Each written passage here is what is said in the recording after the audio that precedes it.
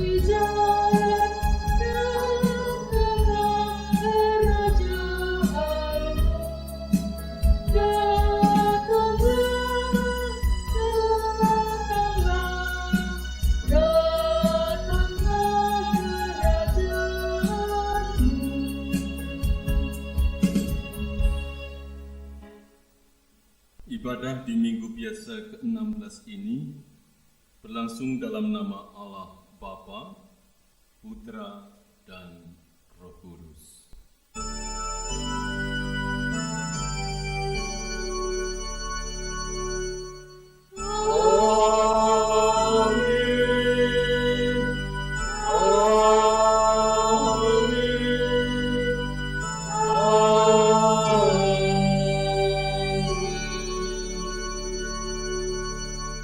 Tuhan beserta dengan saudara dan beserta saudara juga. Silakan duduk.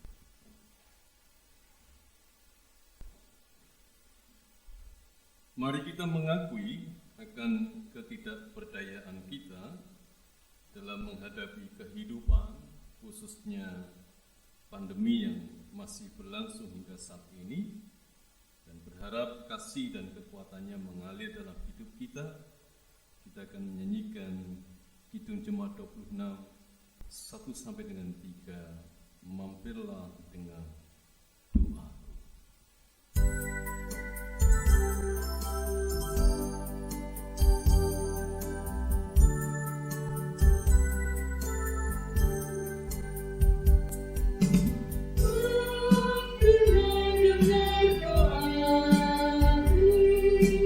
Yesus pada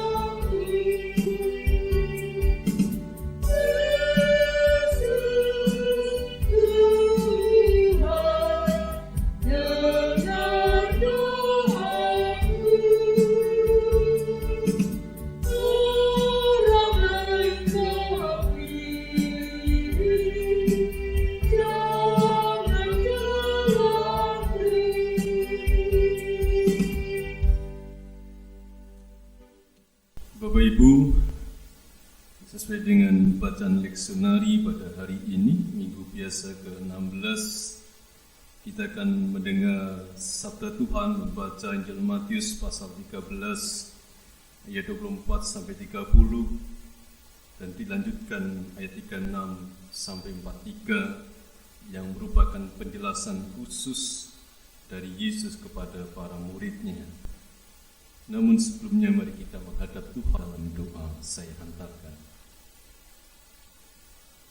Kiranya nikmat firman-Mu menghantar kami pada kekuatan, pada aliran sungai kasih-Mu yang menjadikan kami mampu melewati segala kehidupan, segala hal yang terjadi di sekitar kami, hanya oleh karena Engkau sendiri yang menuntun kami dalam terang firman-Mu.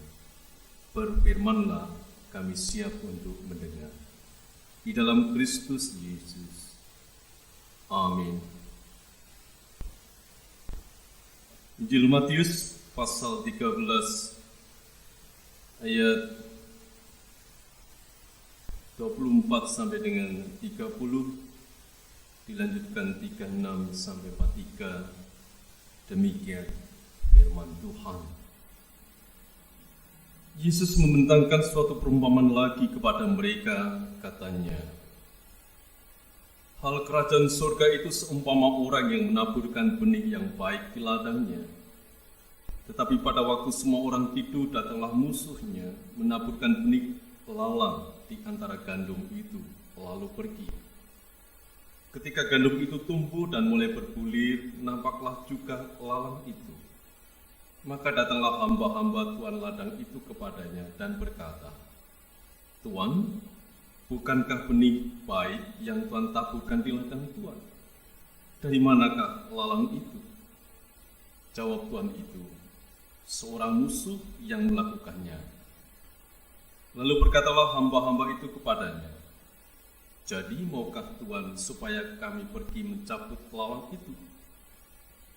Tetapi ia berkata, jangan, sebab mungkin gandum itu ikut tercabut pada waktu kamu mencabut lalang itu. Biarlah keduanya tumbuh bersama sampai waktu menuai. Pada waktu itu aku akan berkata kepada para penuai, kumpulkanlah dahulu lalang itu dan ikatlah berbekas-berkas untuk dibakar. Kemudian kumpullah gandum itu ke dalam lumbungku. Maka Yesus pun meninggalkan orang banyak itu, lalu pulang. Murid-muridnya datang dan berkata kepadanya, jelaskanlah kepada kami perumpamaan tentang lalang di ladang itu. Ia menjawab katanya, orang yang menaburkan benih baik ialah anak manusia. Ladang ialah dunia. Benih yang baik itu anak-anak kerajaan, dan lalang anak-anak si jahat. Musuh yang menaburkan benih lalang ialah iblis. Waktu menuai ialah akhir zaman, dan para penuai itu malaikat. Maka seperti lalang itu dikumpulkan dan dibakar di dalam api, demikian juga pada akhir zaman. Anak manusia akan menyuruh malaikat-malaikatnya, dan mereka akan mengumpulkan segala sesuatu yang menyesatkan, dan semua orang yang melakukan kejahatan dari dalam kerajaannya. Semuanya akan dicampakkan ke dalam dapur api. Di sanalah akan terdapat ratapan dan kertakan gigi. Pada waktu itulah orang-orang benar akan bercahaya seperti matahari dalam kerajaan Bapa mereka. Siapa bertelinga, hendaklah ia mendengar.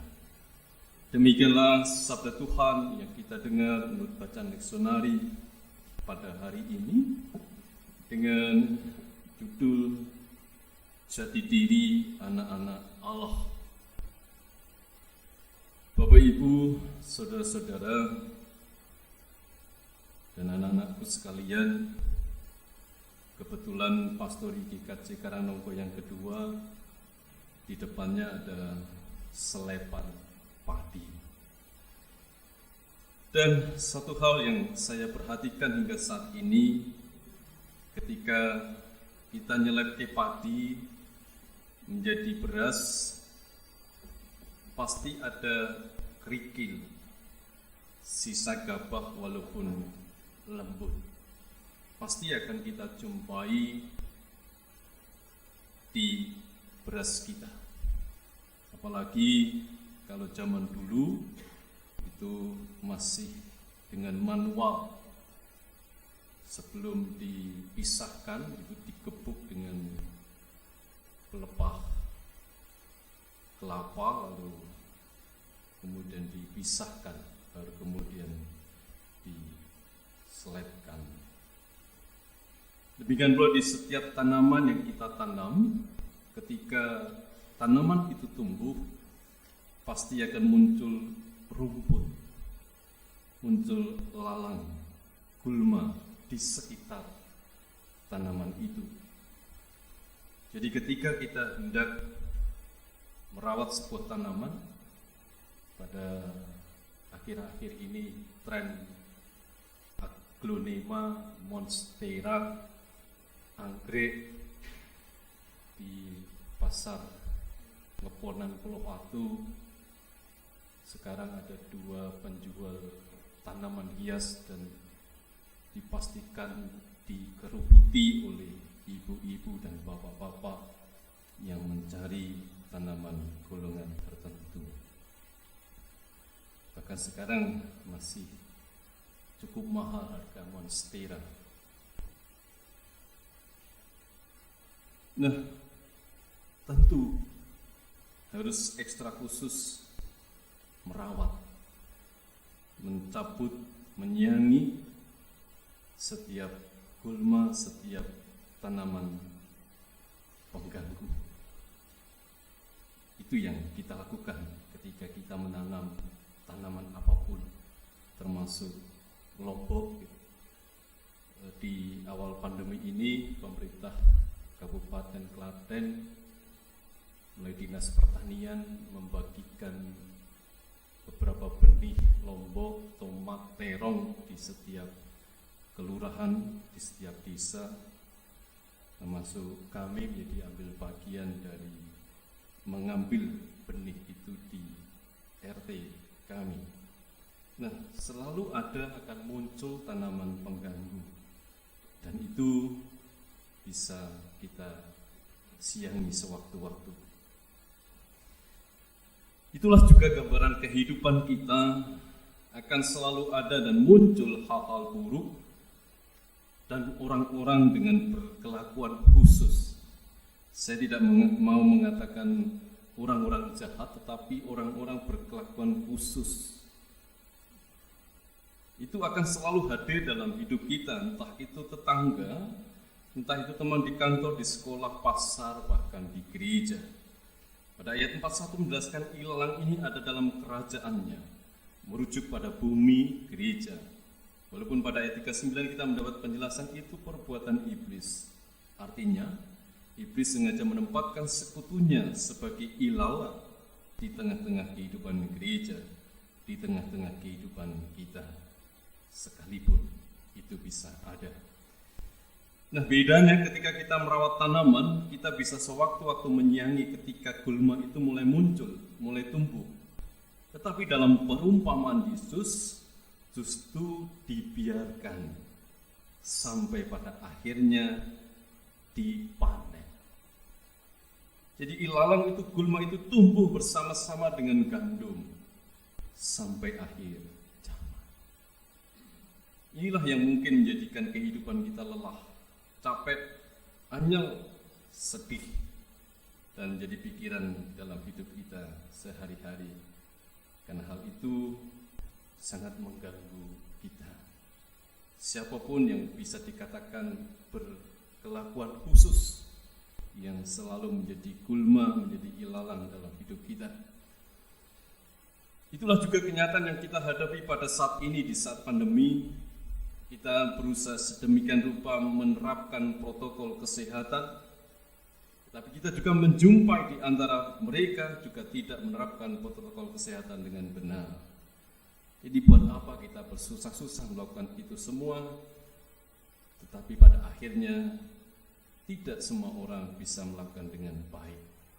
Itulah kenyataan kehidupan yang tidak bisa kita pungkiri. Lalu apa yang bisa kita lakukan dan Tuhan Yesus ingin kita lakukan di dalam hidup kita? Ada dua hal. Yang pertama, fokuslah pada terang itu. Sejenak kita tinggalkan mereka, bukan berarti tidak menganggap mereka tidak ada. Tetapi perhatian kita khususkan pada terang. Artinya firman, pujian dan doa, serta tindakan yang penuh kasih dan kebajikan yang harus terus kita usahakan tanpa lelah. Jangan lelah, jangan jemu-jemu berbuat baik. Fokuslah pada itu saja. Entahkah perbuatan baikmu akan dihargai atau tidak, tidak usah diperhatikan dengan serius. Jadi Tuhan menghendaki tetaplah kita menjadi jati diri anak-anak Allah di antara tipuan-tipuan iblis yang ada di sekitar kita. Jadi jangan pernah lelah, jangan pernah menyerah, dan fokuslah pada tindakan baik kita. Kedua, teruslah menjadi gandum, karena pengharapan akhir zaman akan menanti kita di sana. Kita akan mendapatkan surga. Nah, pada akhirnya malaikat yang akan memanen, memisahkan ilalang dan memisahkan gandum. Semoga pada akhir zaman kita adalah gandum itu sendiri. Kiranya Tuhan menolong kita semua. Amin. Kita masuk pada saat teduh dimulai.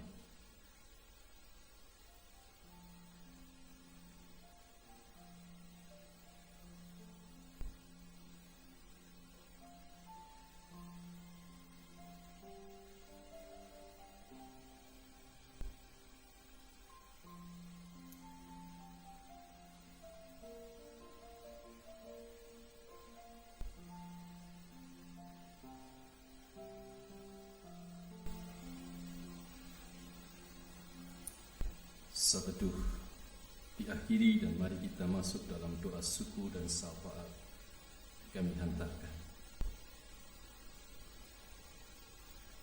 Di tengah-tengah pergumulan dan kehidupan yang terus berlanjut, masih ada kebaikan-kebaikan yang Kau nyatakan di dalam kehidupan kami. Sekalipun beban berat menghimpit kami, bagaimana kami harus mencukupi kebutuhan keluarga kami di tengah-tengah PHK, di tengah-tengah kesulitan untuk mencari pekerjaan, mencari dan mengais rezeki.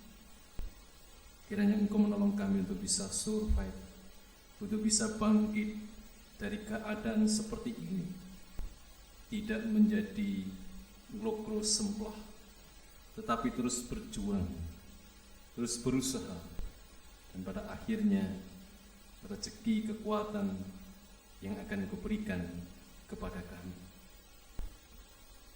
Anak-anak kami yang sudah memasuki tahun ajaran baru, tentu dengan cara yang berbeda ketika kami mengakhiri tahun ajaran yang lalu tanpa perjumpaan dengan teman-teman Bapak dan Ibu guru. Di tahun-tahun ini pun beberapa harus tertunda, beberapa masih melanjutkan dengan pertemuan tatap muka dalam koridor terbatas oleh karena protokol kesehatan diadaptasi kehidupan baru. Tuhan berkati kami semua, termasuk gerejamu yang sekitar bulan Agustus akan memulai ibadah onsite. Juga Tuhan menolong kami semua, supaya tidak menjadi klaster baru bagi pandemi corona yang saat ini sedang berlangsung.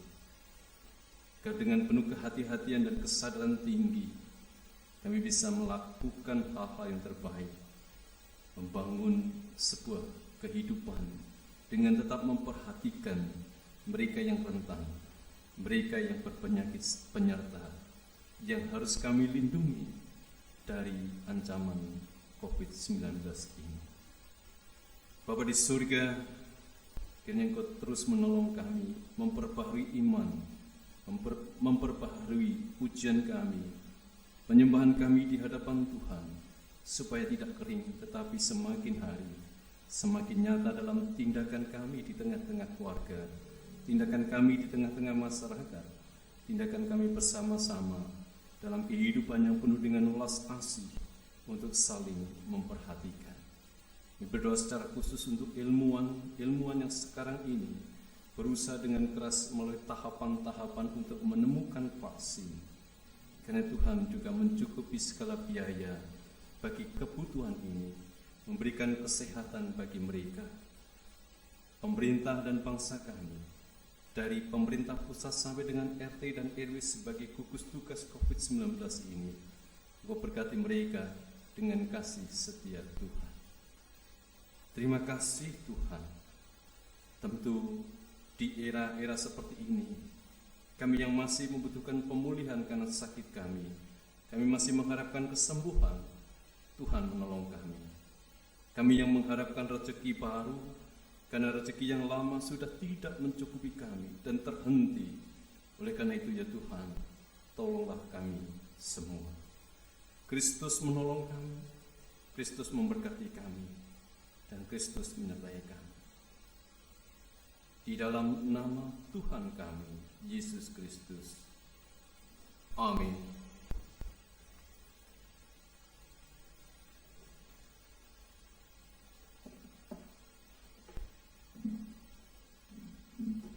Bapak, Ibu, dan saudara kalian yang diberkati Tuhan, tiba waktunya kita mempersembahkan, mengucap syukur atas berkat yang diberikan kepada Tuhan untuk kita. Seperti biasa, persembahan kita masukkan ke dalam amplop, dikumpulkan di pengasuh masing-masing. Marilah kita tetap bisa bersyukur dalam keadaan apapun, termasuk saat ini. Mari kita alaskan persembahan kita dengan firman yang diambil dari Ibrani 9 ayat yang ke-14.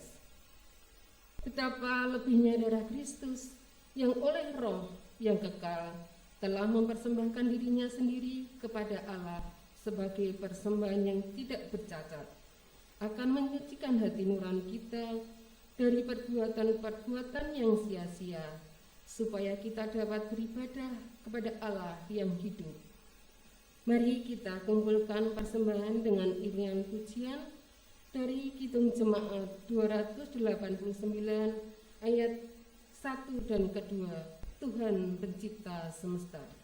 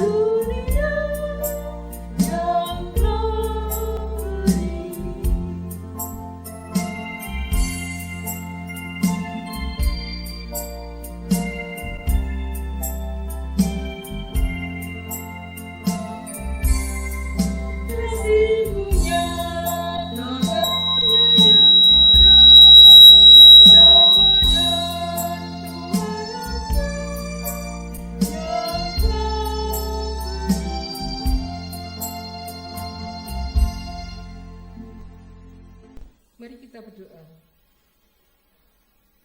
Syukur padamu atas karunia kehidupan, kesehatan, perjumpaan dengan orang-orang yang kami kasihi, dan orang-orang yang baik di sekitar kami.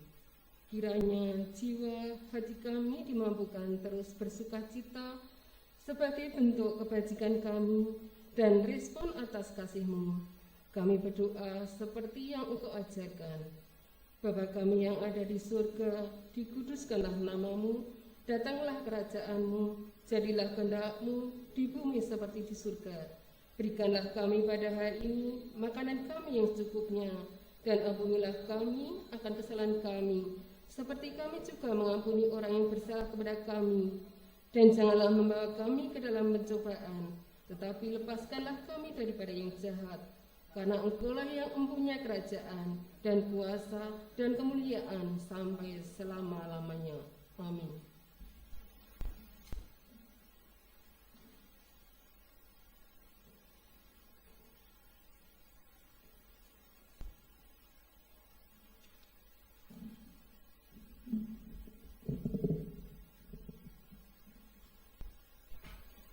Jemaat yang dikasihi Tuhan, marilah kita masuk ke dalam pengakuan Imam Rasuli.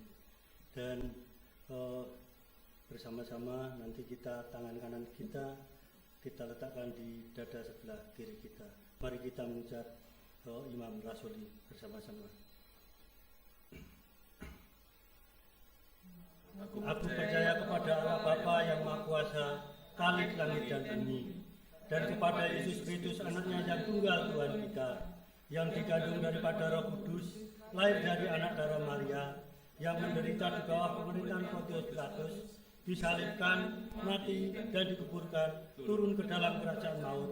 Pada hari yang ketiga, bangkit pula dari antara orang mati, naik ke surga, duduk di sebelah kanan Allah Bapa yang Maha Kuasa, dan akan datang dari sana untuk menghakimi orang yang hidup dan yang mati. Aku percaya pada Roh Kudus, gereja yang kudus dan am, persekutuan orang kudus, pengampunan dosa, kebangkitan daging, dan hidup yang kekal. Mari kita mengakhiri ibadah ini, kita undur ke kehidupan kita masing-masing, dan terimalah berkat Tuhan. Kasih dan rahmat Allah Bapa dan Putra, serta persekutuan dengan Roh Kudus kiranya memampukan kita hidup dengan kebaikan, walaupun di antara ilalang. Amin.